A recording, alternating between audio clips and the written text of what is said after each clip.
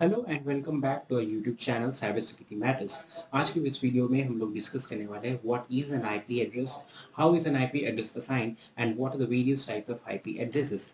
So by the end of this video हम लोग को एक बेसिक अंडरस्टैंडिंग हो जाएगा और the IP addressing scheme. So without any further delay let's start. सबसे पहला क्वेश्चन हम लोग के दिमाग में जो आता है, what is an IP address. IP address और कुछ नहीं, यूनिक सेट ऑफ नंबर्स है जो हर एक होस्ट को मीन्स हर एक सिस्टम को असाइन किया जाता है, जो एक नेटवर्क के साथ कनेक्ट होता है ताकि उस नेटवर्क में उस सिस्टम को यूनिकली आइडेंटिफाई किया जा सके। और ये हमेशा याद रखना चाहिए कि हर नेटवर्क में हर सिस्टम के पास एक यूनिक आईपी होगा। Means if two systems are connected to the same network, they will never have the same IP at the same time.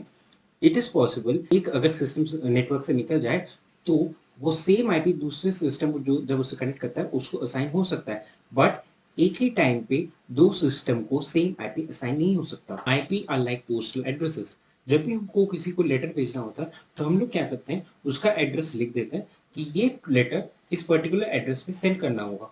तब इन द सेम वे एक नेटवर्क में डेटा होता है उसको छोटे छोटे पार्ट्स में डिवाइड किया जाता है जिसको बोला जाता है पैकेट। हर पैकेट के ऊपर सेंडर का और रिसीवर का आईपी एड्रेस होता है। रिसीवर का एड्रेस देख के वो नेटवर्क में घूमता रहता है पैकेट कि अच्छा इस पर्टिकुलर एड्रेस पे ये पैकेट स्लैश डेटा को सेंड करना है। सो आई होप आप लोग को पता चल गया होगा कि एक आईपी एड्रेस का पर्पस क्या होता है। Now as the IP address we can see on our screen is a 32 bit IP address. 32 bit मतलब इसमें एज यू कैन सी यहाँ पे बिट्स दिए हुए हैं 8 बिट। और एक पार्ट को बोला जाता है 1 ऑक्टेट। एक ऑक्टेट में 8 बिट होते हैं, ऐसे 4 ऑक्टेट होते हैं आईपी एड्रेस में। सो टोटल होते हैं उसमें 32 bits. Each octet can range between 0 to 255। Now the question is why 255?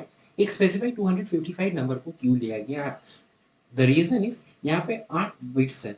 अब सारे बिट्स हम लोग को पता है बिट्स कैन ईदर बी 0 और 1। So the maximum it can go is all the bits are 1। So जब सारे 8 बिट 1 हो जाता है तो उसको जब हम लोग कन्वर्ट करते हैं डेसिमल में तो वो आता है 255। सो the maximum number octet can have is 255। IP address has two parts, a network part and the host part.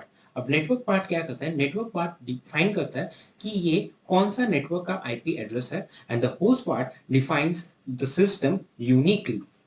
Every device connected to the same network will have the same network part. Only the host part will be unique for every individual device connected to the same network. मतलब अगर एक network में 5 devices हैं तो पांचों का network address same होगा except the host address. So screen पे जो आईपी एड्रेस विजिबल है, अगर हम उसको एग्जाम्पल की तरह ट्रीट करें, सो सपोज कि first 3 octets are the network address and the last octet is the host address. मतलब all the systems connected to this network will have the same first 3 octets, only the last octet will be different for all the devices. Now let's check the IP address of our system. तो ये करने के लिए हम लोग को Windows अगर हम लोग सिस्टम यूज कर रहे हैं तो हम लोग को जाना पड़ेगा हम लोग के कमांड प्रॉम्प्ट में। If you are using Linux then you need to go to the terminal and same is for the Mac. To check our IP, we need to type the command ipconfig. तो इससे क्या होगा? इससे हम लोग का IP visible हो जाएगा। So as you can see that this is my IP. IPv4 address 192.168.159.1, and this is the subnet mask. What the subnet mask do is define how much is the network address and how much is the host address. So as you can see यहाँ पे दिखा रहा है कि 255.255.255.0। इसका मतलब the first 3 octets are network address and the last octet is the host address. जहाँ पे भी सबनेट मास्क में 255 होगा वहां तक वो नेटवर्क एड्रेस को डिफाइन करता है, और जिस जहाँ पे 0 होगा वो डिफाइन करता है होस्ट एड्रेस को। तो अब तक हमने देखा एक आईपी एड्रेस क्या होता है, एक आईपी एड्रेस के कितने पार्ट होते हैं, एक आईपी एड्रेस का साइज क्या होता है, और एक आईपी एड्रेस मैक्सिमम कितना हो सकता है। Now the second question which comes to our mind is how many types of IP addresses are there? हम लोगों ने सुने होंगे कि एक होता है पब्लिक आईपी और एक होता है private IP. Now let's see what are those. As the diagram visible on the screen, हम लोग ये देख सकते हैं कि यहाँ पे एक राउटर है और उस राउटर के साथ 5 डिवाइसेस कनेक्टेड हैं, 3 स्मार्टफोन्स एंड 2 पीसीज। तो हम लोग सबका देख सकते हैं, सबका नेटवर्क एड्रेस हम लोगों ने पकड़ा है कि first 3 octet defines the network address. So इस डायग्राम में आप लोग देख सकते हैं कि सबका नेटवर्क एड्रेस सेम है, only the last octet is different for every device. अब ये जो नेटवर्क के अंदर, इस राउटर के अंदर जो नेटवर्क बना है उसको बोला जाता है private network, because this network is not visible to the internet. अब हम लोग को ये समझना होगा, जब भी हम कोई राउटर यूज करते हैं, for example in our home we have a router to access the internet. हम लोग का फोन या पीसी डायरेक्ट इंटरनेट से कनेक्ट नहीं होता, it's connect to the internet via the router. So the device which is directly expose to the internet is our router. इसका मतलब router के अंदर जो भी नेटवर्क बनेगा वो प्राइवेट होगा।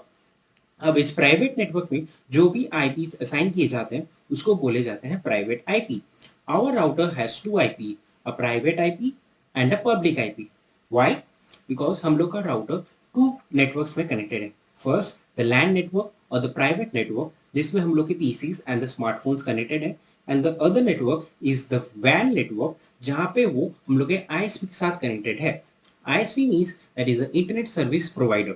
अब वो आईएसपी से कनेक्टेड है, मतलब वो भी एक नेटवर्क में कनेक्टेड है आईएसपी का।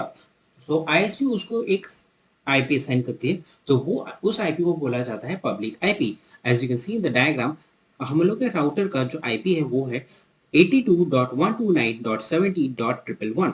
ये राउटर का पब्लिक आईपी है। सो अगर हम लोग का पीसी या मोबाइल फोन हम लोग के राउटर से कनेक्टेड है, तो अगर हम लोग गूगल में जाके सर्च करते हैं व्हाट्स माय आईपी, सो ये हम लोग को क्या दिखाएगा, ये हम लोग को दिखाएगा हम लोग का public IP.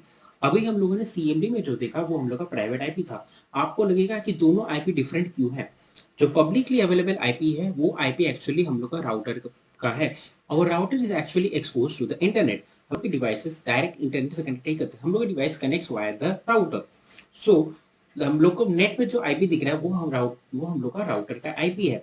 Our private IPs are not visible over the internet, इसलिए उसको प्राइवेट बोला जाता है। और जो पब्लिकली अवेलेबल आईपी होगा उसको बोला जाता है public IP.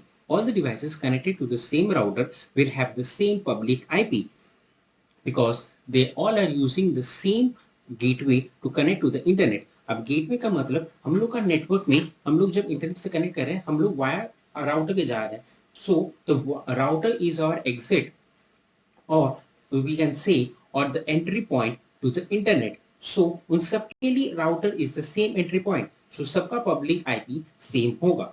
Now the next question which comes to our mind is, हम लोग को ये आईपी असाइन कैसे हो रहा है? इज इट ऑटो जनरेटेड और इज इट मैनुअल? सो अभी हम लोग यही देखने वाले हैं। So what is DHCP server? एक डीएचसीपी सर्वर का फुल फॉर्म होता है डायनामिक होस्ट कॉन्फ़िगरेशन प्रोटोकॉल। सो ये काम क्या करता है? जब भी हम किसी नेटवर्क में कनेक्ट होते हैं वहां पे एक डीएचसीपी सर्वर होता है, जिसका काम होता है कि जो कोई भी जो नया सिस्टम नेटवर्क में कनेक्ट होता है उसको एक आईपी असाइन करना। यही उसका main and the only purpose है। हम लोग की होम नेटवर्क में purpose of the DHCP server is performed by our home router. हम लोग का राउटर ही हम लोग को आईपी असाइन करता है, मींस आवर प्राइवेट आईपीस। बड़े बड़े नेटवर्क्स में एक एडमिनिस्ट्रेटर होता है जो मैनुअली सबको आईपी असाइन करता है, but in our home network automatically DHCP server configures our IP. So DHCP server एक डेटाबेस मेंटेन करता है आईपी एड्रेसेस के लिए।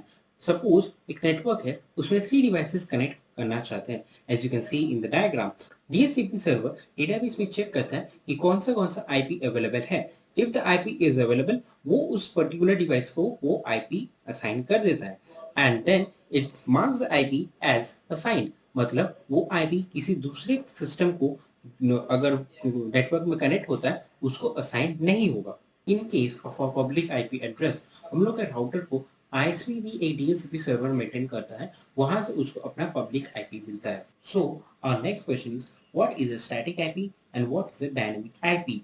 सो let's move on. So static IPs are those IPs जो कभी भी चेंज नहीं होते।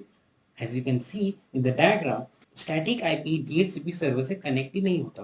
Means it has a particular permanent IP. System को एक पर्टिकुलर आईपी आईएसपी से प्रोवाइड किया जाता है। इसके लिए एक्स्ट्रा चार्जेस आईएसपी को देने पड़ते हैं। सपोज गूगल का अगर आईपी रोज रोज चेंज होने लगा तो बहुत प्रॉब्लम होगा, क्योंकि डीएनएस में आईपी को चेंज होने में फुल 1 डे लगता है। सो गूगल को पूरा 1 डे का लॉस हो जाएगा। सो इसलिए वो लोग क्या करते हैं, वो लोग यूज करते हैं स्टैटिक आईपी। मतलब वो लोग अपने आईएसपी से वो पर्टिकुलर आईपी खरीद लेते हैं और अपने सर्वर के साथ कनेक्ट कर देते हैं। अब कोई भी अगर उन लोग उस पर्टिकुलर आईपी पे कनेक्ट करने जाएगा तो वो हमेशा कॉन्स्टेंट ही रहेगा। नो मैटर वो अपने सिस्टम कितने बार टर्न ऑफ ऑन करते हैं, कुछ नहीं होता। Now what is the dynamic IP? Dynamic IP क्या होता है? हम लोग का होम नेटवर्क। जब भी हम लोग घर में राउटर बंद करते हैं और राउटर को टर्न ऑन करते हैं, वो क्या होता है, वो एक डीएचसीपी सर्वर के साथ कनेक्ट होता है। वो उससे आईपी मांगता है, फिर उसको आईपी मिलता है पब्लिक आईपी। और इन द सेम वे हम लोग जब प्राइवेट नेटवर्क पे कनेक्ट होते हैं अपने राउटर के साथ, जब भी हम लोग नेटवर्क तक निकलते बाहर है, हम लोग डी राउटर में जो डीएचसीपी सर्वर है उससे कनेक्ट होते हैं और हम लोग को न्यू प्राइवेट आईपी असाइन होता है। कई बार कोइंसिडेंशियली हम लोग को सेम आईपीज मिल जाता है, लेकिन इसका मतलब ये नहीं कि वो स्टैटिक है। प्राइवेट आईपी में we still have the power to change our IPs manually, लेकिन पब्लिक आईपी में हम लोग ये नहीं कर सकते। पब्लिक आईपी में if you are using dynamic IP, तब हम लोग को आईएसपी से जो आईपी मिलेगा हम लोग को वही यूज करना होगा। इसलिए बड़े बड़े कंपनीज वो करते हैं, अपने आईएसपी से वो लोग स्टैटिक आईपी खरीद लेते हैं कि ये आईपी मुझे परमानेंटली चाहिए, ये आईपी तुम किसी और को कभी अलॉट नहीं कर सकते। So in this video, we covered all the basic parts of IP address. In the next video, we will be covering some more advanced topics like IPv6, IP classes, and subnetting.